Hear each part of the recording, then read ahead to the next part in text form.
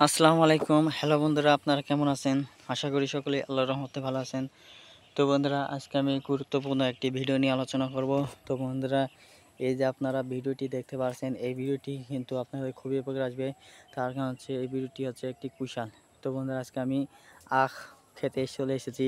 এই আখ চাষে আপনারা বা রোপণে আপনারা কেমন লাভবান হবেন তা আজকে আমি বিস্তারিত আলোচনা করব।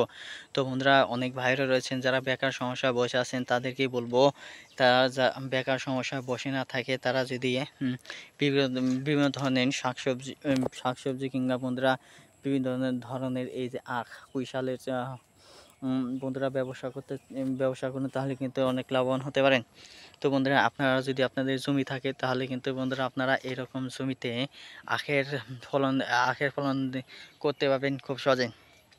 তো বন্ধুরা, আপনারা যারা পাইকারি আখ কিনতে চান আগ্রহী, তারা আমাদেরকে সাথে যোগাযোগ করতে পারেন, কিংবা বন্ধুরা আপনারা গ্রামগঞ্জের কৃষকদের কাছ থেকে যোগাযোগ করতে পারেন। তাদের কাছ থেকে আপনারা কম দামে পাইকারি এই আখগুলো কিনে, অর্থাৎ কুশালগুলো কিনে আপনারা বাজারে চড়া দামে বিক্রি করতে পারবেন।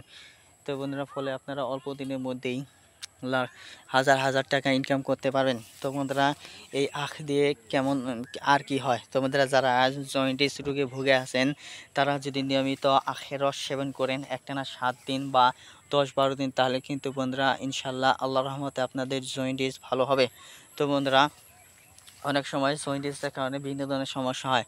বন্ধুরা, এই আখ খেলে শুধু জয়েন্টিস নয় বন্ধুরা, আপনাদের পানি শূন্যতা যাদের দেখা দেয়, পানি শূন্যতা দূর হবে এই আখ খাওয়ার ফলে।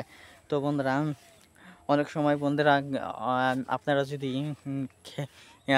গুড় তৈরি করতে চান বন্ধুরা, আখের গুড়, এই আখের গুড় কিন্তু অনেক দাম বাজারে। সেই আখের গুড় আপনারা আখ দিয়ে তৈরি করতে হয়, সেজন্য এই আখের রস থেকেই তৈরি হয় আখের গুড়। তো বন্ধুরা, এই আখ যদি আপনারা আখ খেতে রোপণ করতে পারেন, তাহলে কিন্তু বন্ধুরা আপনারা চাইলেও গুড় তৈরি করতে পারবেন। ধন্যবাদ আপনাদেরকে।